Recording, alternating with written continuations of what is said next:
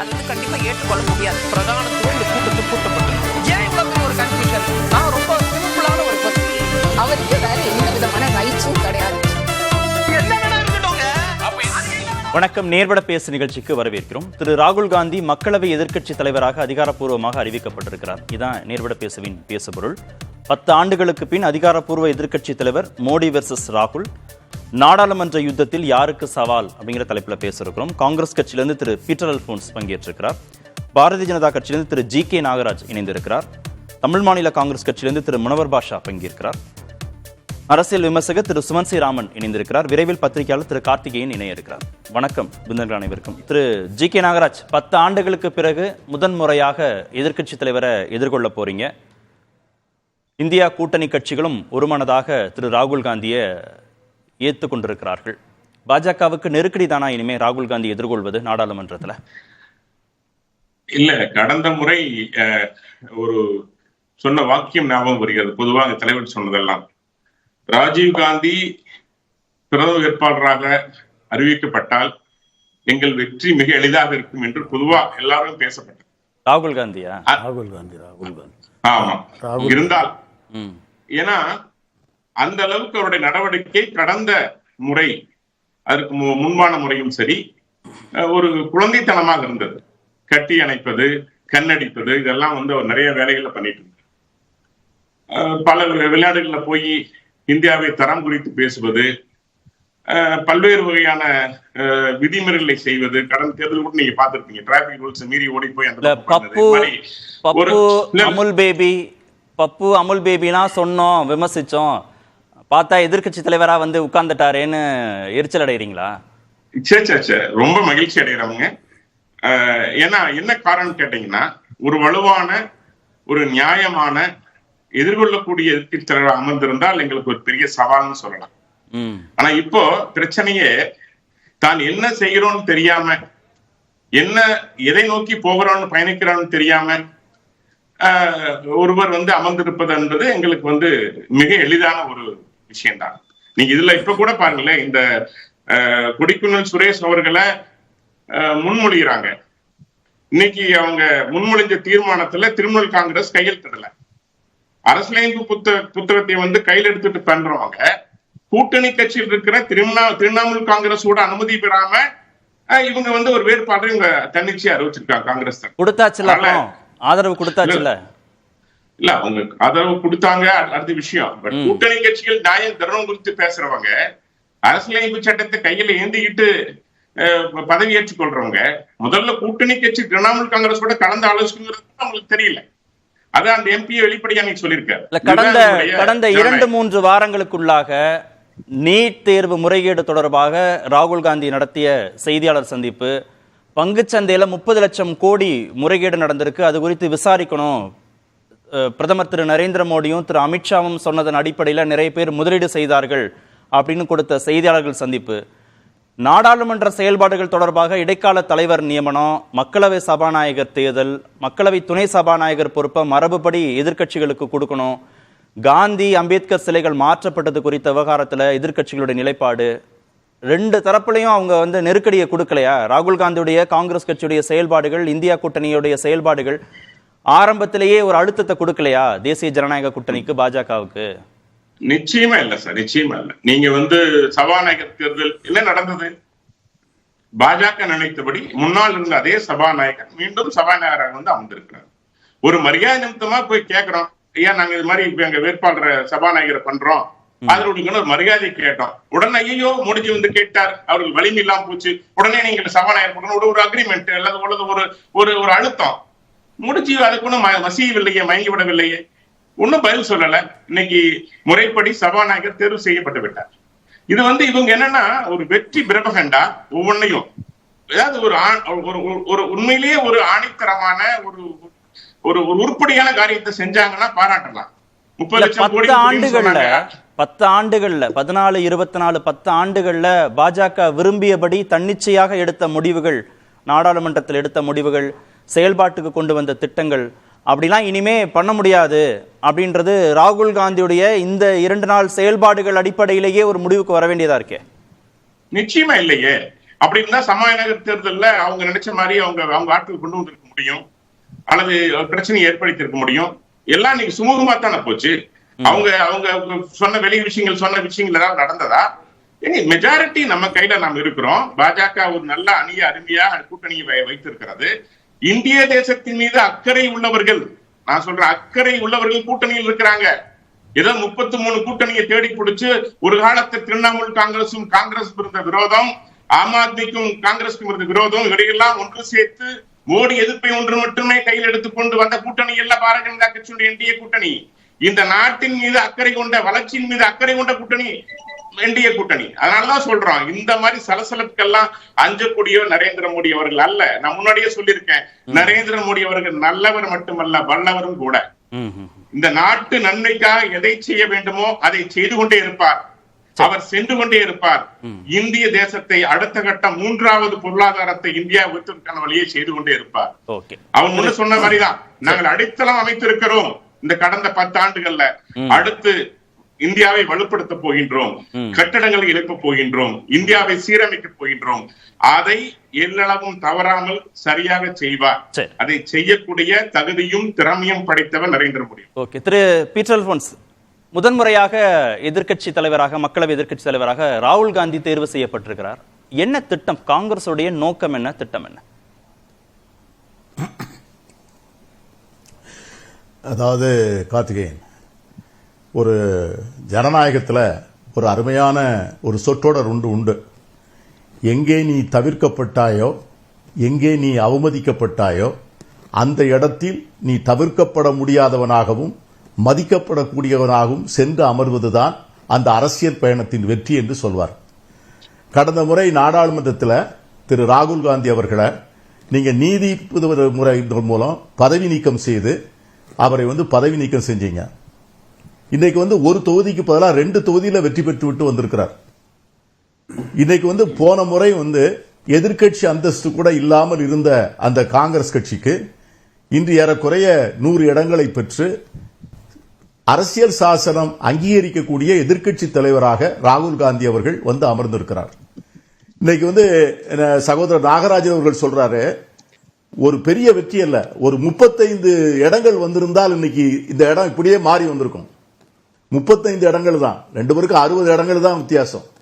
அதுல ஒரு 35 இடங்கள் மாற்றி இருந்தால் இன்னைக்கு எதிர்க்கட்சி தலைவராக இருக்கிற ராகுல் காந்தி பிரதமராக இருந்திருப்பார்.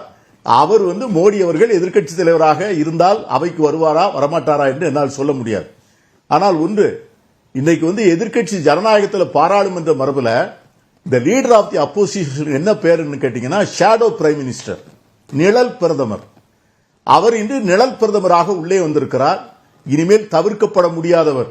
இந்த நாட்டில் நீங்க எந்த முக்கியமான நியமனங்கள் செய்தாலும், அது சிபிஐ இயக்குநராக இருந்தாலும் சரி, விஜிலன்ஸ் அந்த துறையினுடைய ஆணையாளராக இருந்தாலும் சரி, தேர்தல் ஆணையாளர்களாக இருந்தாலும் சரி, இதை போன்ற மனித உரிமை ஆணையாளராக இருந்தாலும் சரி, நீங்கள் இனிமேல் ராகுல் காந்தியும் பிரதமரோடு சரிசமமாக உட்கார்கின்ற அந்த இடத்தில்தான் இன்னைக்கு ராகுல் காந்தி அமர வைக்கப்பட்டிருக்கிறார்.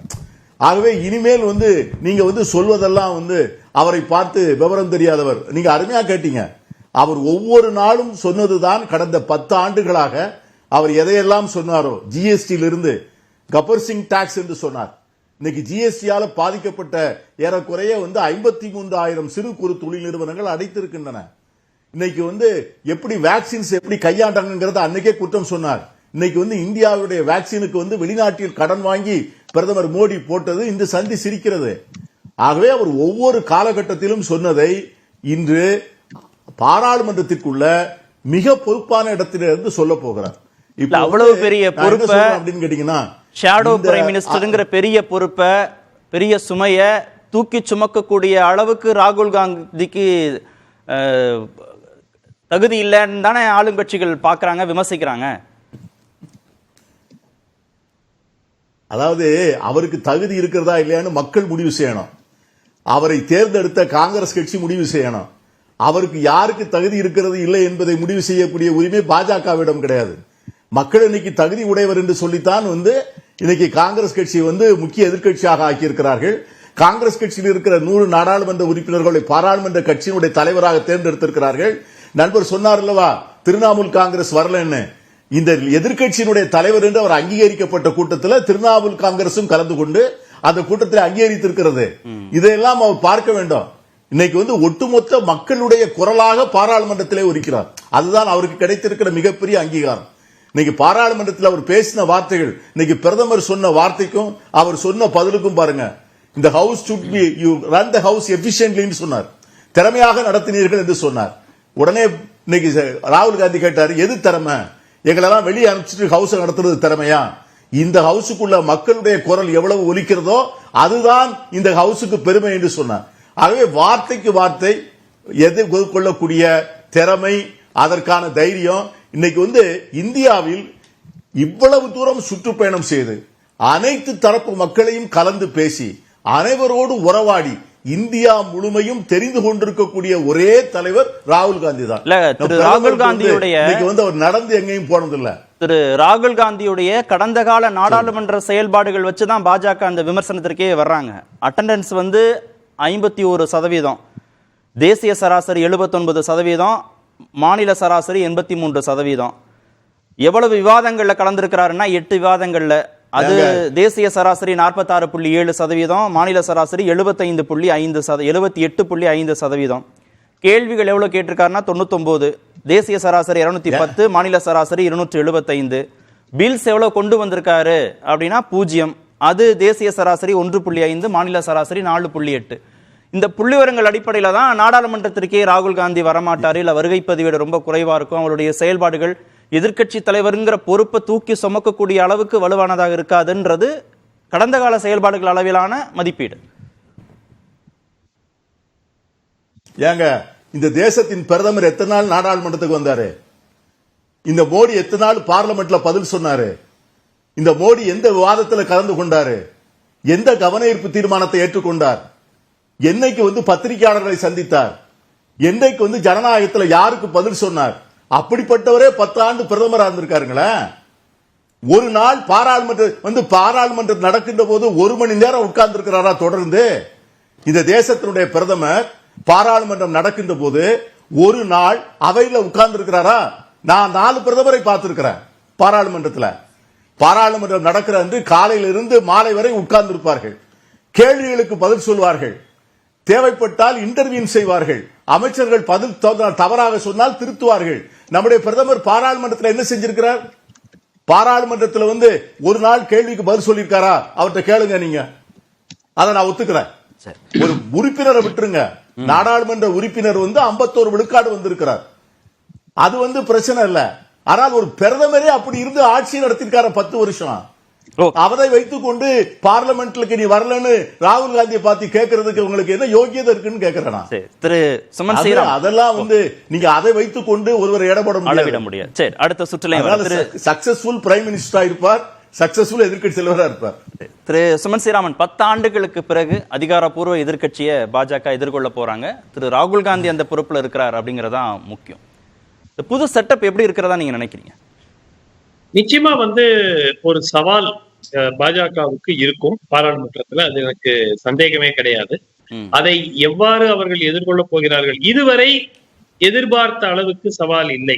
சபாநாயகர் தேர்தலாக இருக்கட்டும், அதற்கு முன்பு நடக்கக்கூடிய விஷயங்களா இருக்கட்டும், அது அமைச்சரவை ஃபார்மேஷனா இருக்கட்டும், அதுல ஒன்றும் பெரிய சவாலா இல்லை. ஏன்னா தெலுங்கு தேசம் மற்றும் ஜேடியு போன்ற கட்சிகள் எல்லாம் கிட்டத்தட்ட ஒரு பெரிய நிபந்தனை வைத்தால் போல் நமக்கு தெரியவில்லை. சோ அதனால இதுவரைக்கும் it has been smooth selling. ஆனால் இனிமேல் தான் அரசாங்கத்தினுடைய திட்டங்கள், பர்டிகுலரா ஒருமித்த கருத்து இல்லாத திட்டங்களை அவர்கள் கொண்டு திணிக்க முயற்சிக்கும் போது அதற்கு எதிர்ப்பு எவ்வளவு வருகிறது? பாராளுமன்றத்திலும் எதிர்ப்பு வரும், பாராளுமன்றத்துக்கு வெளியேவும் எதிர்ப்பு வருவதற்கான வாய்ப்புகள் அதிகம். சோ இது நம்ம ரொம்ப ஒரு இந்த அரசாங்கத்தினுடைய ஹனிமூன் பீரியட்ல இருக்கிறோம். சோ யூசுவலா ஒரு முதல்ல புதுசா வர அரசாங்கத்துக்கு தான் ஹனிமூன் பீரியட்னு சொல்லுவாங்க. பட் இது ஒரு 3rd டேர்ம், புது டேர்ம். சோ அதனுடைய ஒரு முதல் 2 மாதம் 3 மாதம் அதுலயே பல பிரச்சனைகள் வந்தாச்சு. நீங்க எக்ஸ்பெக்ட் பண்ணீங்களா ராகுல் காந்தி தான் முன்மொழியப்படுவார் காங்கிரஸ் கட்சினால அப்படின்றது, எதிர்கட்சிகள் அவரை ஏத்துப்பாங்க அப்படின்றதெல்லாம் ஓரளவுக்கு நம்ம யூகிக்க முடியல? எல்லாராலையும் யூகிக்க முடிந்தது. ஏன் என்றால் இதுதான் கிட்டத்தட்ட இட்ஸ் நவ் ஆர் நெவர். இப்பவும் வந்து அவர் தட்டி கழிச்சுட்டு எனக்கு வேண்டாம் அப்படிங்கிற மாதிரி விலகி விட்டால் அதற்கு பிறகு மீண்டும் ஒரு வாய்ப்பு கிடைக்கும் அப்படிங்கிறதுக்கான பாசிபிலிட்டி ரொம்ப கம்மி. சோ இந்த முறை திரு ராகுல் காந்தி தான் எதிர்கட்சி தலைவராக வருவார் அப்படிங்கிறது நான் எதிர்பார்த்து பொது வெளியில நான் சொல்லியிருக்கேன். பட் என்ன அப்படின்னு பாத்தீங்கன்னா, இந்த பாராளுமன்றத்தில் உடைய ரியல் டெஸ்ட் என்ன ஆகும் அப்படின்னா, எந்த அளவுக்கு டிபேட் இருக்கு, எந்த அளவுக்கு கன்சென்சஸ் இருக்கு. இப்போ முதல் நாளே வந்து திரு ஓம் பிர்லா அவர்கள் எமர்ஜென்சியை பத்தி 50 வருஷம் முன்னாடி நடந்த ஒரு விஷயத்த இப்போ எடுத்து அதுல ஒரு தீர்மானத்தை பாஸ் பண்ண வேண்டிய அவசியம் என்ன? அதாவது நாங்கள் தான் பவர் எங்க கிட்டதான் இருக்கு அப்படின்னு காட்டுறதுக்கு தான் இது பண்ணதே தவிர, இது வந்து எமர்ஜென்சி உடைய இதை வந்து பெருசா அவங்க ஃபர்ஸ்ட் ஆஃப் ஆல் இதுக்கு ஆக்சுவலா விவாதம் வந்து எதிர்கட்சிகள் ஒத்துட்டு இருக்கணும். அப்பதான் எமர்ஜென்சிக்கு பிறகு கொண்டு வரப்பட்ட சட்டங்கள், இப்போ இருக்கக்கூடிய சட்டங்கள், கடந்த 10 ஆண்டு காலமாக என்ன நடந்து கொண்டிருக்கு, இதை பத்தி எல்லாம் கூட விவாதிச்சிருக்கலாம். ஆக்சுவலா அரசாங்கத்தை கொஞ்சம் எம்பாரஸ் பண்ணியிருக்கலாம். அந்த வாய்ப்பை எதிர்கட்சிகள் விட்டுட்டாங்க. பட் எனிஹவ் இந்த பாராளுமன்றம் வந்து 17th லோக்சபா மாதிரி இருப்பதற்கு வாய்ப்பே இல்லை. மூணாவது ஒரு மிக முக்கியமான ஒரு விஷயம், பிரதமரை சுத்தி இருந்த அந்த ஆரா, அந்த அந்த மாயைன்னு சொல்லுவாங்க, அந்த மாயை வந்து டெஃபினட்டா குறைஞ்சிருச்சு. அந்த அந்த ஃபேக்டர் என்ன அப்படின்னு பார்த்தோம்னா, என்ன மாயை? எந்த தொனியில எந்த கோணத்துல அந்த வார்த்தையை புரிஞ்சுக்கணும்? இல்ல என்ன நினைத்தாலும் சாதித்துக் கொள்ள முடியும் அப்படிங்கிறது தான் வந்து இந்த பர்டிகுலரா 2014 to 19 விட 19 to 24 ரொம்பவும் ஒரு அதிகமான கடைசி லெவல்ல அவர் வந்து கிட்டத்தட்ட ஒரு அவதாரம் அப்படிங்கிற மாதிரியே அவரை பத்தி பேச ஆரம்பிச்சிட்டார். சோ அந்த மாதிரி உங்களுக்கு பேசும்போது நிச்சயமாக அந்த பவருக்கு, அந்த அளவுக்கு அதிகாரம் எந்த ஒரு தனி மனிதனிடம் வழங்கப்படக்கூடாது என்றுதான் மக்கள் முடிவு செய்து இந்த தீர்ப்பை அளித்திருக்கிறார். இல்ல, 3வது முறையாகவும் மக்கள் எங்களை தேர்ந்தெடுத்திருக்கிறாங்க. 2 முறை ஆட்சி செய்த அனுபவம் எங்க கிட்ட இருக்கு. நாங்க 3 மடங்கு உழைக்க போறோம், அதன் மூலமாக மக்களுக்கு 3 மடங்கு பலன் போய் சேர போகுது அப்படின்னா ஏற்கனவே எடுத்ததை விட துணிச்சலான உறுதியான முடிவுகளை எடுக்க தயாராகி கொண்டிருக்கிறார்கள் தானே புரிஞ்சுக்கணும். துணிச்சலான முடிவுகள் எடுக்கக்கூடிய வாய்ப்பு மிகவும் குறைவு. அது அவர்களுக்கும் நன்றாக தெரியும். இது வந்து என்னன்னா, என்னை பொறுத்த வரைக்கும் அது பாராளுமன்றத்திற்கு உள்ளே இருக்கக்கூடிய சவால்களை விட வெளியே இருக்கக்கூடிய சவால்கள் அதிகம். பப்ளிக் லெஜிட்டிமசி, அதுதான் வந்து மிகவும் முக்கியம். ஒரு ஜனநாயகத்துல ஒரு அரசுக்கு அதிகாரம் இருக்கலாம், ஆனால் பொதுமக்கள் மனதில் அது ஒரு லெஜிட்டிமேட் கவர்மெண்டாக பார்க்கப்பட வேண்டும். சோ தன்னிச்சையாக இந்த அரசு செயல்பட்டால் அந்த லெஜிட்டிமசி பொதுமக்களிடம் அவர்கள் பெறக்கூடிய அந்த லெஜிட்டிமசியை இழந்து விடுவார்கள். இதுவரைக்கும் இழக்கல, ஏன்னா அவங்களுக்கு 293 பேர் இருக்கிறாங்க, கூட இந்த மற்ற சிறிய கட்சிகள்லாம் சேர்த்தா 300 வந்துருது, மெஜாரிட்டி இருக்கு. ஆனால் தன்னிச்சையாக செயல்பட்டால் நிச்சயமா இந்த moral legitimacy will be last. மிக முக்கியமா ஒரு விஷயம் என்ன வச்சுக்கோங்க, அடுத்த 6 மாதத்திற்குள் 5 மாதத்திற்குள் 3 மாநில தேர்தல், மகாராஷ்டிரா, ஹரியானா அக்டோபர்ல, ஜார்க்கண்ட் டிசம்பர்ல, 3லும் தோல்வி அடைந்தால் இப்ப போற போக்க பார்த்தா மகாராஷ்டிராவும் ஹரியானாவும் ஜெயிக்கிறது கடினமா இருக்கும். பெரிய தோல்வி அடைந்தார்கள் என்றால் மிகப்பெரிய கேள்வி எழுப்பப்படும். இந்த கேள்வி வந்து இப்போ இந்த அரசுக்கு சவால் என்பது, பிரதமருக்கு சவால் என்பது வெறும் எதிர்கட்சிகளிடமோ இல்ல பொதுமக்களிடமோ இல்ல ஆக்டிவிஸ்டிடமோ மட்டுமல்ல, பாஜகவில் இருக்கக்கூடிய மற்ற தலைவர்களும் கேள்வி கேட்க ஆரம்பிப்பார்கள். RSSம் கேள்வி கேட்க ஆரம்பிக்கும். ஏற்கனவே RSS ஆரம்பிச்சாச்சு. இதான் கூடுதல் சவால். ஆமா, இது மிகப்பெரிய சவால். என்னை பொறுத்த வரைக்கும் தோல்வி அடைந்தால் சட்டப்பேரவை தேர்தல்கள்ல இந்த சவால் வந்து எதிர்கட்சிகள் கொடுக்கிற சவாலை விட பெரிய சவாலா வரும். பேசுவோம். திரு முனவர் பாஷா, 10 ஆண்டுகளுக்கு பிறகு எதிர்கட்சி தலைவரை எதிர்கொள்ள போறாங்க தேசிய ஜனநாயக கூட்டணி. முன் இருக்கிற மாதிரி ஒரு சுமூகமான அணுகுமுறையோடலாம் நடந்துக்க முடியாது, ஒரு தன்னிச்சையான முடிவுகள்லாம் எடுக்க முடியாது. எல்லா இடங்கள்லையும் எதிர்கட்சிகள் ஒரு செக்ஸ் அண்ட் பேலன்சஸை உருவாக்கிட்டே இருப்பாங்க. அப்படின்னா அதை எப்படி எதிர்கொள்வாங்க பாஜக? பிரதமர் மோடி அவர்கள் தொடர்ந்து தேர்தல் பிரச்சாரத்தில் சொன்னதெல்லாம் இந்த தேசத்தில் பலமான எதிர்க்கட்சி இல்லை என்கின்ற வருத்தம் எனக்கு இருக்கிறது என்பதை அவர் அடிக்கடி குறிப்பிட்டு சுட்டிக்காட்டி இருக்கிறார். அந்த அடிப்படையில் இன்றைக்கு காங்கிரஸ் கட்சி, காங்கிரஸ் இல்லாத இந்தியா, இடதுசாரிகள் இல்லாத இந்தியா, மாநில கட்சிகள் இல்லாத இந்தியா, கழகங்கள் இல்லாத தமிழ்நாடுனா யார் எதிர்க்கட்சியா வருவாங்க? இதெல்லாம் சொல்லிட்டு இதெல்லாம் சொல்லிட்டு சொல்றாரு. அது இந்தியாவுல பலமான எதிர்க்கட்சி யாரு? அது யாரு? அது இருக்கிறதுல காங்கிரஸ் தானே சார். காங்கிரஸ் இல்லாத இந்தியா அவர் சொல்லலாம் சார். ஆனா காங்கிரஸ் இல்லாத இந்தியா உருவாக்கணும்ன்றது அவருடைய நோக்கமா இருந்திருக்கும். அதான் இடதுசாரிகள் இல்லாத இந்தியா. ஆமா, அது தமிழ்நாட்டு தவிர வேற எங்க இருக்குது? கழகங்கள் இல்லாத தமிழ்நாடு. கழகம் இல்லாத யார் அங்க எதிர்க்கட்சியா வருவதற்கு யாருக்காவது வேற யாராவது வருவாங்களா சார்? நீங்க எதிர்க்கட்சி காங்கிரஸ் தான் வர முடியுன்றது எல்லாருக்கும் தெரியும். ஏன்னா இந்தியாவை அதிகமான ஆண்டுகள் ஆண்ட கட்சி காங்கிரஸ். தெரிஞ்சே சொல்லியிருக்காரு. அப்போ காங்கிரஸ் இல்லாத இந்தியான்னு பாஜக. காங்கிரஸ் இல்லாத இந்தியா என்பது அவருடைய விருப்பம் சார். அதுக்கான வாய்ப்புகள் வரும்னு எதிர்பார்க்கிறோம். அந்த வாய்ப்பு வரல. இந்த முறை காங்கிரஸ் எதிர்க்கட்சி 100 இடங்களை கொடுத்து எதிர்க்கட்சியில அமர்த்தி இருக்காங்க. அப்படி இருக்கும்போது இந்த பொறுப்பும் கடமையும் காங்கிரஸுக்கு அதிகமா இருக்கு. இன்னைக்கு பாரதிய ஜனதா கட்சியினுடைய தலைவராக இருக்கின்ற பாரத பிரதமர் நரேந்திர மோடி அவர்கள் கண்டிப்பாக கூட்டணி கட்சிகளுடைய ஆதரவோடு தான் நினைப்பதை நிறைவேற்றுவதற்கான சாத்தியக்கூறுகள் அதிகமாக இருக்கிறது. ஏனென்று சொன்னால் தேச நலன் சார்ந்து முடிவுகள் எடுக்கின்ற பொழுது கண்டிப்பாக காங்கிரஸ் கட்சி அதை எதிர்க்க முடியாது.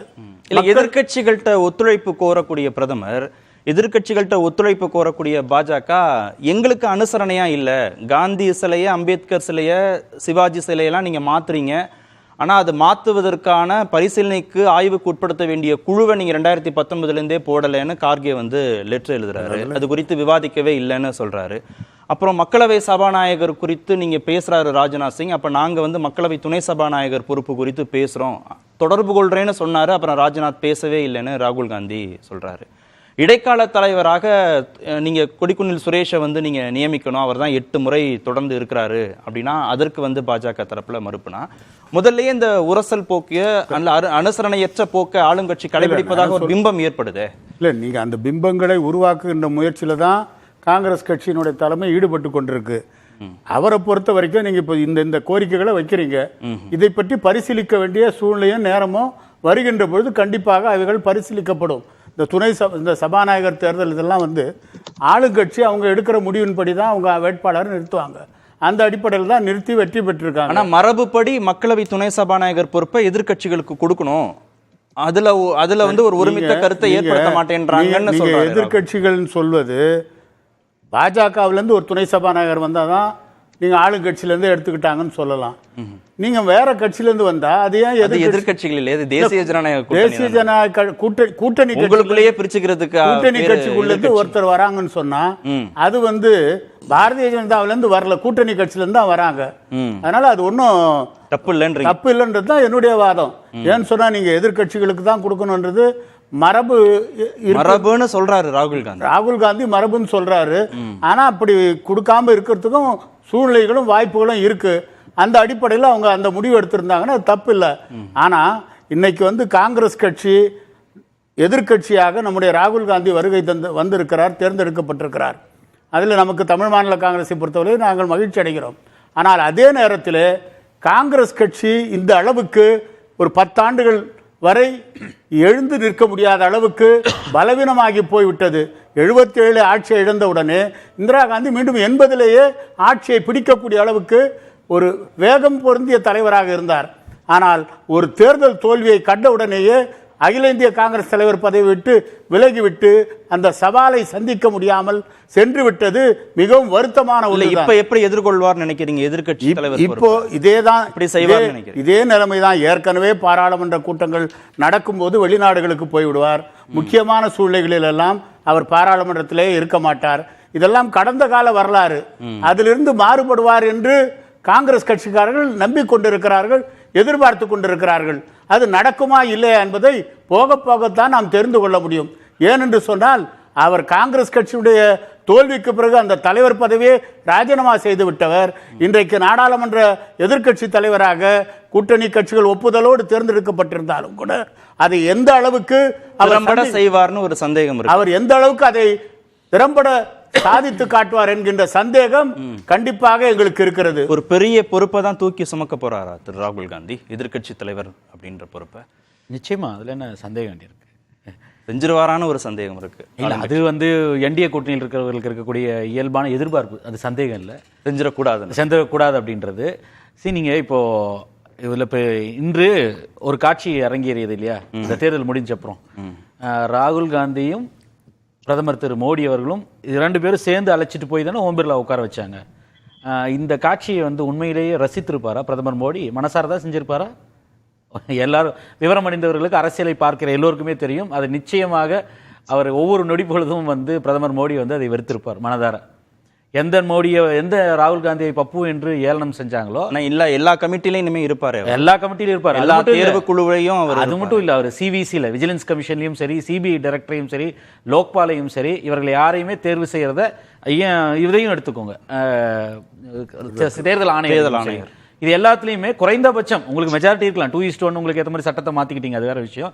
குறைந்தபட்சம் ராகுல் காந்தி வர வரை காத்திருந்து அவரையும் அமர வைத்து அவரோடு கலந்தாலோசித்து கடைசியில் உங்களுக்கு வேண்டிய முடிவெடுக்கணும்னா கூட அவர் ராகுல் காந்திகிட்ட கேட்கணும்.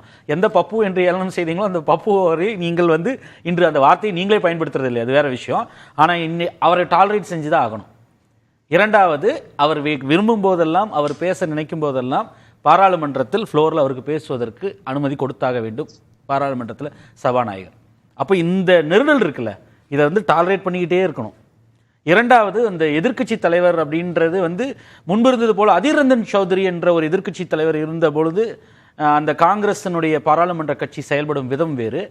இன்று ராகுல் காந்தி என்ற ஒரு நபர் எதிர்க்கட்சி தலைவராக வரும் பொழுது அவர் கமாண்ட் பண்ற அந்த இன்ஃப்ளூயன்ஸ் இருக்கு இல்லையா, அவர் வீல் பண்ற இன்ஃப்ளூயன்ஸ்ன்றது அந்த 99 நபர்களை வந்து ஒரு கமாண்டராக அவர் செயல்படும் போது அதற்கு இருக்கக்கூடிய ஆளுமைன்றது வேற.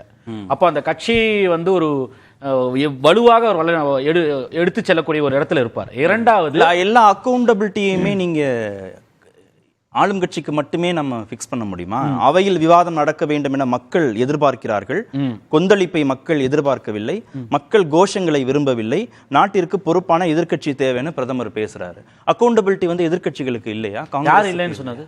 எதிர்க்கட்சியில் அக்கௌண்டபிலிட்டி எங்களுக்கு இல்லைன்னு யாராவது சொன்னாங்களா? எங்களை விவாதிக்க விடுங்கன்னு தானே கேட்டாங்க. மணிப்பூர் குறித்து விவாதம் வேணும்னு தானே திருப்பி கேட்டாங்க. 3 மாசம் கழிச்சு உங்களை பேச வைப்பதற்காக வந்து இந்த பிரதமரை வாய் திறக்க வைக்கிறதுக்கு மணிப்பூர் பிரச்சனை குறித்து ஒரு நம்பிக்கையில்லா தீர்மானம் கொண்டு வர முடிஞ்சே தவிர வெக்கக்கேடு ஏதாவது இருக்குமா? அன்று யார் வந்து அக்கௌண்டபிலிட்டி இல்லாம பண்ணது? எதிர்க்கட்சிகள் அக்கௌண்டபிலிட்டி வேணும்னு சொல்லி கேள்விய கேள்விக்கு பதிலளிக்க மறுத்த ஒரு பிரதமர், அதற்காக ஒரு நம்பிக்கையில்லா தீர்மானம் கொண்டு வரப்பட்டது. அதற்கு கூட வந்து 36 செகண்ட் தானே பதில் பேசினார் அவரு. இதைத்தான் அவங்க கேட்கிறாங்க. 146 நபர்களை தூக்கி சஸ்பெண்ட் பண்ணிட்டு 3 கிரிமினல் லாஸையும் வந்து நீங்கள் வந்து ஒரு சட்டத்தை வந்து மாற்றி கொண்டு வர்றீங்க, டெலிகாம் பில்லு கொண்டு வர்றீங்க, 45 லட்சம் கோடிக்கு வந்து ஒரு பட்ஜெட் பில்லை வந்து 10 நிமிஷத்துல விவாதமே இல்லாம பாஸ் பண்றீங்க. இதெல்லாம் வந்து அரங்கேறிச்சு இந்த பாராளுமன்றத்தில் 17 மற்றும் அதுக்கு முன்பு 16. அந்த காரணத்திற்காக ஓம் பிர்லாவை எதிர்ப்பது என்பது ஒருமனே வந்து பாஜக என்டிஏ நிறுத்துகிற ஒரு நபர் என்பதற்காக மட்டும் இல்லை. அந்த ஓம் பிர்லாவுடைய செயல்பாடு என்ன? கடந்த 5 ஆண்டுகள்ல ஒரு டெமோக்ராட்டிக்கா ஒரு இம்பார்ஷியலான ஒரு ஸ்பீக்கரா அவர் செயல்பட்டாரா? பாஜக எதையெல்லாம் விரும்புகிறது ஒரு பாஜக ஸ்பீக்கர் போல தான் செயல்பட்டார். 106 நபர்களை தூக்கி சஸ்பெண்ட் பண்ணிட்டு அதுல 56 பேருக்கு மேல வந்து இன்னைக்கு வந்து திரும்பி மெம்பர்ஸா உட்கார்ந்துருக்காங்க. இன்னைக்கு எங்க போய் மூஞ்சி வச்சுப்பீங்க? அப்போ அந்த ஜனநாயக விரோத போக்கு எதிர்த்து தான் இன்னைக்கு அவங்க எல்லாரும் காண்றாங்க. இந்த நபரை தான் நிறுத்துகிறீர்களா? இந்த வார்த்தையில எந்த விதமான நியாயமும் இல்லைன்னு பாக்குறீங்களா? அவையில விவாதம் நடக்கணும்னு மக்கள் எதிர்பார்க்கிறாங்க. எம்பிக்களிடம் நாடு நிறைய எதிர்பார்ப்புகளை வைத்திருக்கு. இந்த வாய்ப்பை பயன்படுத்தி பொதுமக்கள் நலன் கருதி நடவடிக்கை எடுக்கணும் அப்படின்னு நான் எம்பிக்களுக்கு வேண்டுகோள் விடுக்கிறேன். கோஷங்களை விரும்பல, பொறுப்பான எதிர்க்கட்சிகள் தேவைன்னு அந்த எல்லையை எதிர்க்கட்சிகள் கடக்கிற போது திரு ஓம் பிர்லா அந்த நடவடிக்கைக்கு போக வேண்டிய ஒரு கட்டாயத்துக்கு தள்ள. ஃபர்ஸ்ட் ஆஃப் ஆல் வந்து கோஷம் போடுவது அப்படின்றது, முற்றுகையிடுவதுன்றது எந்த சூழல்ல வருது? ட்ரெஷரி பெஞ்சில இருந்து பதில் வராதப்ப தானே. ஒரு ஆளுங்கட்சி தன்னுடைய கடமையை வந்து சரிவர செய்யாதப்ப தானே வந்து எதிர்க்கட்சி அந்த இடத்துக்கே வருது. அப்பதானே வந்து they are pushed to that extreme இல்லையா? இல்லைன்னா எதுக்காக வர்றாங்க? எதிர்க்கட்சிகள் செய்வது வந்து எதிர்வினை தானே, ரியாக்ஷன். ஆமா, நான் தான் அதான் சொன்னேன் உங்களுக்கு. கிளாசிக் எக்ஸாம்பிள் வந்து மணிப்பூர் தானேங்க. 80 நாள் கழிச்சு வந்து நம்பிக்கையில்லா தீர்மானம் கொண்டு வச்சு தானே பேசவே வைக்க வேண்டியது. இந்த பாராளுமன்றம் எப்படி நடைபெற போகுது அப்படின்றதுக்கு இந்த சபாநாயகர் தேர்தல்ன்றது ஒரு உதாரணம். கான்ஃபரன்டேஷன் மோட்ல தான் போகும். நீங்க வந்து அவர்கள் தோற்றுருவோன்னு தெரியும். 293 சீட் இருக்கு. சந்திரபாபு நாயுடுவோ நிதிஷோ ஆதரிக்க போறது இல்ல. திரு கொடுக்குனில் சுரேஷ் மரபுப்படி போன் பண்ணி ராஜ்நாத் சிங் கேட்டாரு. அதுல என்ன இருக்குன்னு திரு ஜி கே நாகராஜ் நீங்க தானே சொன்னீங்க ஜனநாயக முறைப்படி நாங்க கேட்கிறோம். நீங்க பெரும்பான்மை நாங்க தானே ஒத்திசைவு ஒரு கன்சென்சஸ் கேண்டிடேட்டை நிறுத்தலாம், வேட்பது தேர்தல் வேண்டாம்னு சொல்லி கேட்டுட்டு அப்ப சொன்ன அதெல்லாம் சும்மாவா? டிராமாக்கா வெறுமனை பேச்சுக்காக பேசினதா?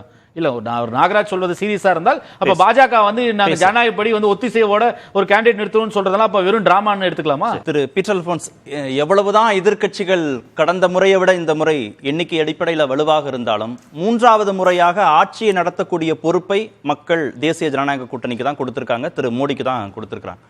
அந்த அனுபவத்தோடு நாங்க செயல்படுவோம், அதற்கு எதிர்க்கட்சிகளுடைய ஒத்துழைப்பும் தேவை அப்படின்னு ஒரு இன்க்ளூசிவ் பாலிடிக்ஸ்குள்ள தானே பிரதமர் வருகிறார். ஏன் எதிர்க்கட்சிகள் பிரதமரையும் பாஜகவையும் தேசிய ஜனநாயக கூட்டணியும் எக்ஸ்க்ளூட் பண்ணணும்? அதாவது பிரதமருடைய பேச்சுக்கும் செயலுக்கும் நிறைய இடைவெளி இருக்குதுங்களா. பிரதமர் வந்து கான்சென்சஸ் கருத்தொற்றுமை கேட்கிறார். கருத்தொற்றுமை வந்து எப்படி வரும்? அதாவது நீங்களும் நானும் உட்கார்ந்து ஒரு டேபிள்ல உட்கார்ந்து பேசினா 2 பேருக்கு ஒத்த கருத்து வர்றதுக்கு நானும் என் நிலையிலிருந்து கீழே இறங்கி வரணும், நீங்களும் உங்க நிலையிலிருந்து கீழே இறங்கி வரணும். நான் ஒன்றை விட்டுக் கொடுக்க வேண்டும், நீங்கள் ஒன்றை விட்டுக் கொடுக்க வேண்டும். அதுதான் வந்து கருத்தொற்றுமை. வந்து என்ன சொல்றாரு ராஜ்நாத் சிங்? எங்கிட்ட கேட்டாரா, நாங்க வந்து நீங்க எங்க வேட்பாளர் ஆதரிங்க, நாங்க ஒரு 3-4 கேண்டிடேட் வச்சிருக்கோம், இந்த கேண்டிடேட்ல உங்களுக்கு எந்த கேண்டிடேட் நீங்க வந்து ஏற்றுக்கிடுவீங்கன்னு சொல்லுங்க, அதை வந்து நாங்க போடுறோம் அப்படின்னு கேட்டாரா? நாங்கள் ஓம் பிர்லாவை போடுவோம். யார் ஓம் பிர்லா? போன தடவை எங்களை வெளியே அனுப்பியவர். அவர் 108 பேரை வெளியே அனுப்புனதுல 55 பேர் உள்ள ஜெயிச்சு வந்திருக்கிறோம். அதுல வந்து இதுல பெரிய பியூட்டி என்னன்னா 3 பேர் மந்திரியா உட்கார்ந்து இருக்கிறாங்க. அங்க வெளியே அனுப்பியவர்களில் அவர்களோடு இன்னைக்கு போய் சேர்ந்து 3 பேர் மந்திரியா உட்கார்ந்து இருக்கிறாங்க. நீங்க பதவி நீக்கம் செய்த அந்த மோத்ரா அந்த அம்மையார் திரிணாமுல் காங்கிரஸ் வந்து உள்ள உட்கார்ந்து இருக்குது. நீங்க வந்து நம்முடைய கார்த்திகேயன் வந்து வரிசையா அடுக்குனார எங்கெங்க வந்துலாம் நீங்க போன முறைக்கு ஹவுஸ் நடத்துனீங்க, அந்த ஓம் பிர்லாவை நீங்கள் ஏற்றுக்கொள்ள வேண்டும் என்று சொல்லுகிறீர்கள். சரி, ஓகே. அப்ப நாங்க என்ன கேட்கிறோம்? நீங்க வந்து ஆர்டிகல் 93 என்ன சொல்லுது? கான்ஸ்டிடியூஷன்ல 2 எலெக்ஷனுக்கும் ஒரே ப்ரொவிஷன் தான்.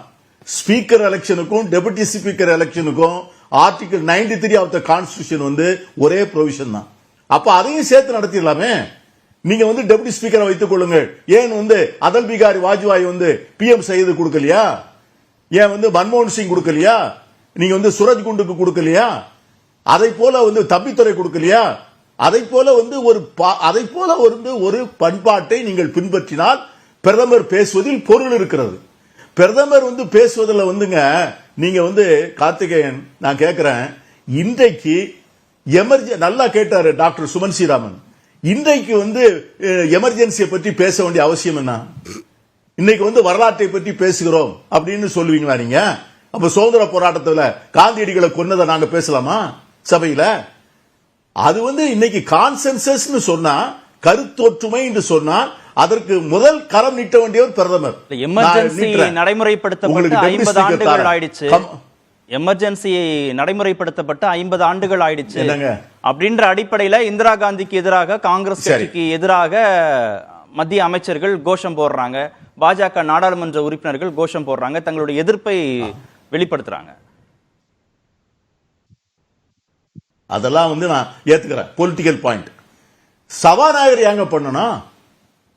சபாநாயகரை உட்கார்ந்துக்கிட்டு அது எதுக்கு பண்ணணும்? சபாநாயகருடைய இன்னைக்கு வந்து அவரே என்ன சொன்னாரு? இன்னைக்கு வந்து ஸ்பீக்கர் எலெக்ஷனை பத்தி மட்டும் பேசுங்கன்னு சொல்லித்தான் ஆரம்பிச்சாரு. அதை வந்து எப்படி சபாநாயகரே மீறலாம்? ஆகவேதான் நான் சொல்றேன், நீங்க வந்து முதல்ல இருந்து பாருங்க. நீங்க வந்து ஒரு கருத்தொற்றுமை வேண்டும்னு சொன்னவரு முதல்ல as per tradition, as per convention யார வந்து தற்காலிக சபாநாயகரா போட்டிருக்கணும்? சுரேஷ தான் போட்டிருக்கணும். சரி, சுரேஷ போடல. சுரேஷ போடலன்னா என்ன காரணம் சொல்றீங்க? அவர் வந்து 7 முறை வந்து தொடர்ந்து இல்ல, ஆனா அவர் 8 முறை இருந்திருக்காரு. ஆனா 7 முறை இருந்தாலும் அங்க வந்து இன்னொரு பாஜகவில இன்னொரு தலித் இருக்கிறாரு. இன்னொரு 7 முறை தொடர்ந்து இருந்த தலித் சமூகத்தை சார்ந்தவர் ஒருவர் இருக்கிறார். அவருக்கு ஏன் கொடுக்கல? சோ இதையெல்லாம் வந்து நீங்க ஒவ்வொரு முறையும் you are breaking the convention. You are breaking the tradition. நீங்க எங்களை பார்த்து நீ எப்படி நீ ஒன்னா வான்னு கூப்பிட்டா எப்படி வர்றது? சரி. நீ கையை நீட்டா தானே கையை பிடிக்க முடியும். Okay. we cannot shake hands with clasped fingers. Okay. கைவிரலை மூடிக்கொண்டால் கை உலுக்குவது எப்படின்னு கேக்குறேன். திரு ஜி.கே. நாகராஜ், அவை சுமூகமாக நடக்கணும் அப்படின்ற எதிர்பார்ப்பும் விருப்பமும் பிரதமருக்கு இருக்கு. கோஷம் போடக்கூடாது அப்படின்னா அவருக்கு விருப்பம் இருக்கு. பொறுப்பாக எதிர்க்கட்சிகள் நடந்து கொள்ள வேண்டும் அப்படின்னு அவர் வலியுறுத்துறாரு. ஆனா அது ஒரு கை ஓசையா இருக்க முடியாதுல. இல்ல, அண்ணன் அவர்கள் நம்ம மரியாதைக்குரிய காங்கிரஸ் அவங்க என்ன சொன்னாங்க, இது மாதிரி மோடிஜி இவ்வளவு நாள் வெளிநாடு போனாரு இருந்தாரா, அப்ப ராகுல் காந்தி செய்த செயலை நியாயப்படுத்துகிறார். இன்னும் அவங்க தங்களை திருத்திக் கொள்ள தயாராக இல்லை.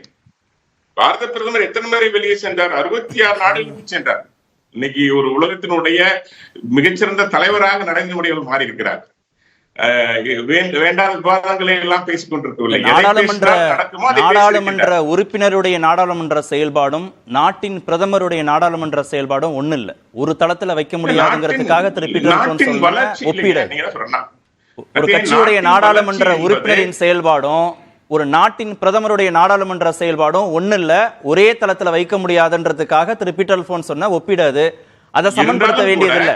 அதை சமன்படுத்த வேண்டியதில்லை. அவர் ஏன் சபையில் இருக்கவில்லை என்பதற்கான காரணத்தை சொல்றேன். இந்தியாவை வலுப்படுத்த, பொருளாதாரத்தை மேம்படுத்த அவர் செய்த வெளிநாட்டு சுற்றுப்பயணங்கள். அவர் வெட்டியா வீட்டுல உட்காரல, வெளிநாடுகள்ல சுற்றுலா போயிட்டு இருக்கு, இன்ப சுற்றுலா போகல. நாட்டின் வளர்ச்சிக்காக அவர் செய்த பணிதான். அதனாலதான் அவர் அதிக நேரங்கள் வருடத்தில் 365 நாளும் நாடாளுமன்றம் நடக்கிறது இல்ல திரு ஜி.கே. நாகராஜ். நாடாளுமன்ற ஜனநாயகம் மதிக்கப்பட வேண்டாமா? நாட்டின் வளர்ச்சி நாடாளுமன்ற ஜனநாயகத்தோடு சேர்ந்தது இல்லையா? நாடாளுமன்ற செயல்பாடுகளோடு பொருந்தி போறது இல்லையா? வருடத்துல 365 நாட்களும் நாடாளுமன்றம் நடக்கிறது இல்ல. மழைக்கால கூட்டத்தொடர், குளிர்கால கூட்டத்தொடர்னு காலம் காலமா பட்ஜெட் செஷன் பிரிச்சு தான் நடக்குது.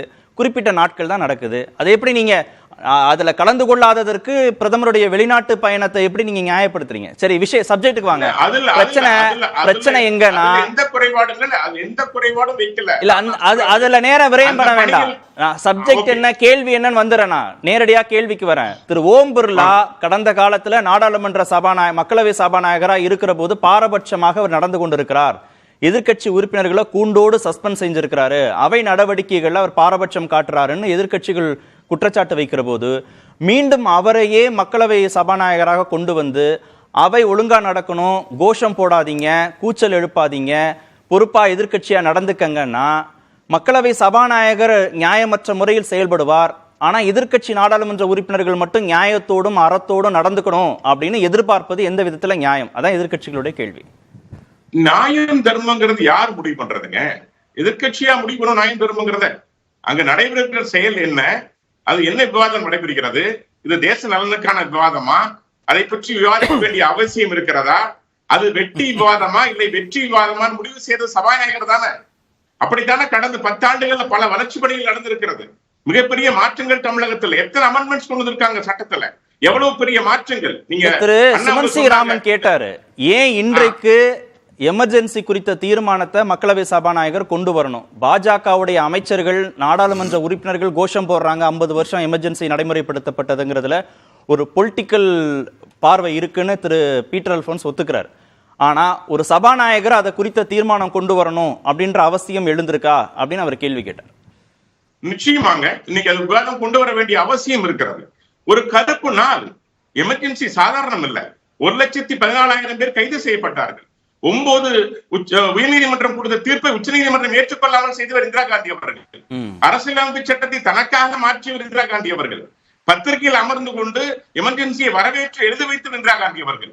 எப்படி சட்டத்தை அரசியலமைப்பை காலில் போட்டு மிதிச்சாங்கிறதுக்கு எமர்ஜென்சி ஒரு சிறந்த உதாரணம். இன்னைக்கு அரசியலமைப்பு சட்டத்தை தூக்கி கையில பிடிக்கிறாங்களே, அந்த பிடிக்கிறவங்களுக்கு தெரியணும் எமர்ஜென்சியோட பலன் என்னவாக இருந்தது, எப்படி அட்டூழியம் நடந்தது. இதே ஏன் திமுக எவ்வளவு கடுமையாக, ஒவ்வொரு கட்சியும் சொல்றேன் நான், எவ்வளவு பேர் பாதிக்கப்பட்டார்கள். இல்ல, முதல் நாளே திரு திருமாவளவன் பேசிக் கொண்டிருக்கிற போதே திரு ஓம் பிர்லா மைக் ஆஃப் பண்றார்.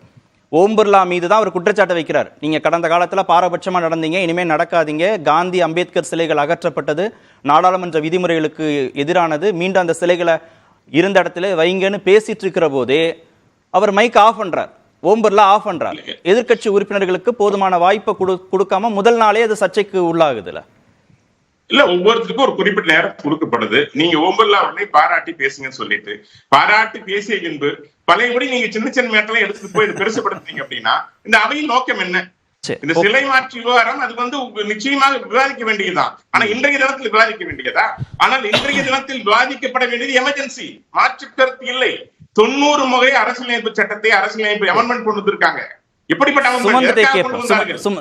சுமந்த் தான் அந்த விமர்சனத்தை வச்சாரு, திரு சுமந்த் வச்சாரு. அவருக்கே சொல்றேனுங்க, அவர் விளக்கம் கொடுக்கட்டும்.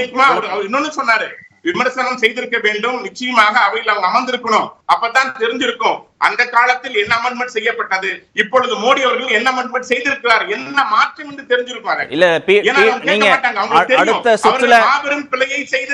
அடுத்த சுற்றுல பதில் சொல்லுங்க. திரு பீட்டர் கேட்டார், காந்தி கொல்லப்பட்டது குறித்த தீர்மானத்தையும் சபாநாயகர் கொண்டு வருவாரா அந்த நாளன்றுன்னு கேட்டார். நீங்க அடுத்த சுற்றுல கூட அவருக்கு பதில் சொல்லுங்க. எமர்ஜென்சி தினம் பதில் சொல்லிடுறேன். நான் வரேனே, அடுத்த சுற்றுல வரேன். இல்ல இன்னொன்னு பதில் சொல்லணும், மணிப்பூர் குறித்து பேசணும். மணிப்பூருடைய பிரச்சனை குறித்து கேட்டாங்க. நான் ஒன்னே ஒண்ணு கேட்கிறேன், இந்த நம்முடைய நடுநிலையாளருக்கு தான் கேட்கிறேன். 63 உயிர்கள் இன்னைக்கு போயிருக்குது கள்ளக்குறிச்சியில. இதுவரைக்கும் முதலமைச்சர் போய் எட்டி கூட பார்க்கல. அதை பத்தி எல்லாம் கொஞ்சம் யோசிக்கணும். ஒரு மாநில பிரச்சனைக்கு அந்த மாநில முதல்வர் கவனிச்சுட்டு இருக்காரு. அது மிகப்பெரிய வெளியில் இருந்து டெரரிசம் வெளியிருந்து ஆதரவு கொடுத்து கொண்டிருக்கிறது. அதை சரி செஞ்சுட்டு இருக்காங்க. எப்படி காஷ்மீரை சரி செய்தோமோ அதை நடந்து கொண்டிருக்கிறது. அதில் ஒவ்வொருவரையும் மணிப்பூரை அடைக்கின்ற நீங்கள் ஏன் இந்த மாதிரி கள்ளக்குறிச்சி விஷயத்தை ஏன் பேச மாட்டேங்கிறதா என்னோட கேள்வி. நடுநிலையாளர்னா அதையும் பேசணும். திரு சுமந்த், முதல்ல மணிப்பூர்ல நடந்துட்டு இருக்கிறது வெளிநாட்டிலிருந்து வர தீவிரவாதம்ங்கிறது இது புது கோணத்துல பார்க்கணும். ஏன்னா அது மணிப்பூர் முதலமைச்சரே அந்த மாதிரி வெளிநாட்டுல இருந்து இருக்கிற தீவிரவாதம் அப்படின்னு சொல்றது இல்லை. அது இரு சமுதாயங்களிடையே ஏற்பட்டிருக்கிற ஒரு பிரச்சனை. அதில் 130க்கும் அதிகமானோர் இதுவரைக்கும் உயிரிழந்திருக்கிறார்கள். பிரதமர் அங்க செல்லவே இல்லை. முதலமைச்சர் கள்ளக்குறிச்சி செல்லாதது தவறு, அதுல எந்த விதமான ஒரு மாற்று கருத்து இல்லை. அவர் போயிருக்க வேண்டும், ஏன் போகவில்லை என்று புரியவில்லை. ஆனால் நிச்சயமாக அது தவறு, அதுவும் முழுமையா ஏற்றுக்கிறோம். ஆனால் இந்த எமர்ஜென்சியை பத்தி இந்த பேச்சு எல்லாமே இது ஒரு டைவர்ஷன். ஏன்னா பொதுமக்கள் இல்லாட்டி இந்த நீட் என்னங்க ஆச்சு, என்டிஏ பாதி பரீட்சையை கேன்சல் பண்றாங்க, போஸ்ட்போன் பண்றாங்க, அதுல ஃப்ராடு நடக்குதுன்னு குற்றம் சாட்டப்படுகிறது. சோ இதெல்லாம் வரும்போது அதுல இருந்து கொஞ்சம் ஒரு டைவர்ஷன் தேவை. மணிப்பூர் இஷ்யூல இருந்து டைவர்ஷன் தேவை. ட்ரெயின் ஆக்சிடென்ட் சமீபத்தில் நடந்தது, அதுல இருந்து டைவர்ஷன் தேவை.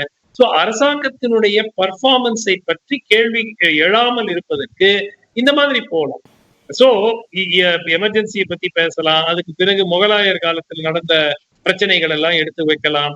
சோ இந்த மாதிரி போறது it's purely a diversionary exercise. அது மக்களை திசை திருப்பு. ஒரு நிமிஷம் சார், நான் முடிச்சிடறேன் சார், நீங்க பேசும்போது நான் பேசல, ஒரு நிமிஷம். மக்களை திசை திருப்புவதற்கான ஒரு முயற்சி அது பாராளுமன்றத்துல மேற்கொள்ளப்படுது.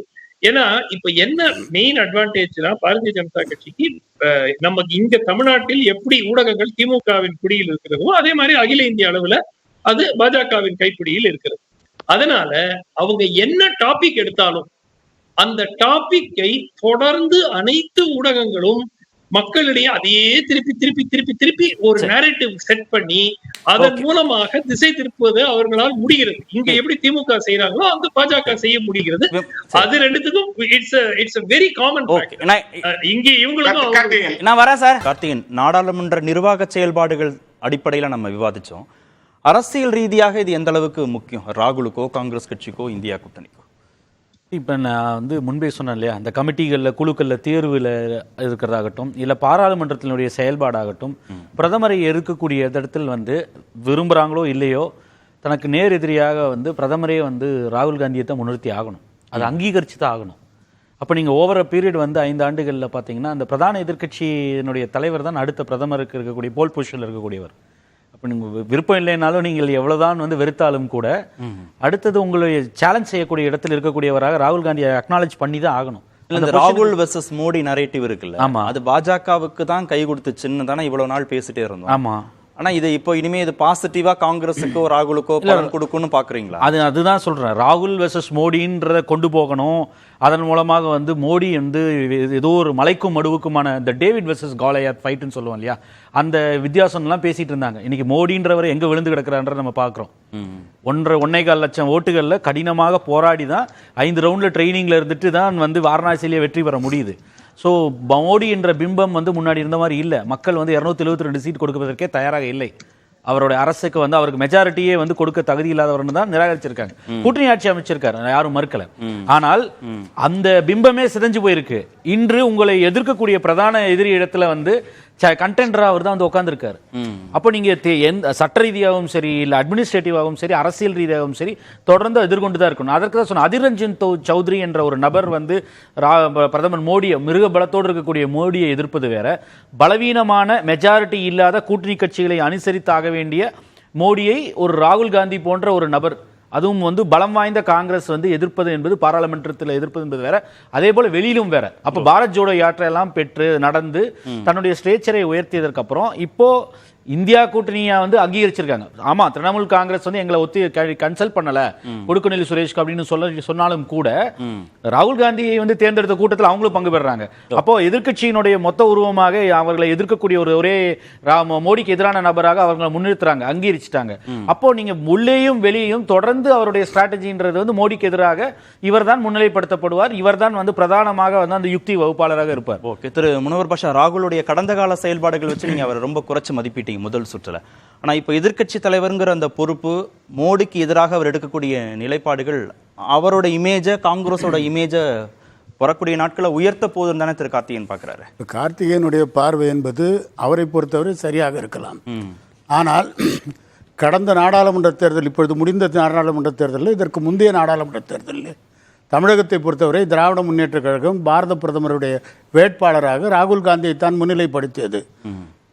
இன்றைக்கும் தேர்தல் களத்திலே மோடிக்கும் ராகுல் காந்திக்கும் இடையிலே தான் போட்டி என்ற அளவிலே தான் இந்தி கூட்டணி செயல்பட்டது. அதையும் தாண்டி மீண்டும் மோடி ஆட்சிக்கு வந்தால் அரசியல் சட்டம் மாற்றப்படும், சர்வாதிகாரியாக தன்னை நிலைநிறுத்திக் கொள்வார் என்றெல்லாம் சொன்னதற்கு பிறகும் கூட மீண்டும் மக்கள் மோடியின் தலைமையிலே கூட்டணி ஆட்சி அமைவதற்கு வாய்ப்பை வழங்கியிருக்கிறார்கள்.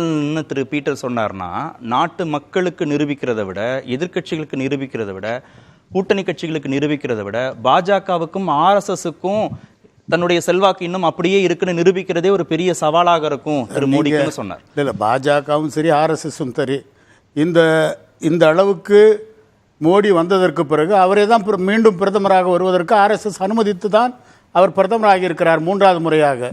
எனவே அதில் எந்த விதமான சிக்கலும் வரப்போவதில்லை. சரி, பாஜகவும் RSSம் கண்டிப்பாக மோடியின் தலைமையிலே தான் இந்த ஆட்சி நடக்க வேண்டும் என்று எதிர்பார்க்கிறார்கள். அவரை பொறுத்தவரை மீண்டும் இந்தியாவை ஒரு வல்லரசாக உருவாக்கக்கூடிய ஆற்றல் இருக்கிறது என்று நாங்கள் நம்புகிறோம். நன்றி நன்றி நன்றி. நிகழ்ச்சியில் பங்கேற்ற அனைத்து விருந்துகளுக்கும் நன்றி. நேர்பட பேச நிறைவு.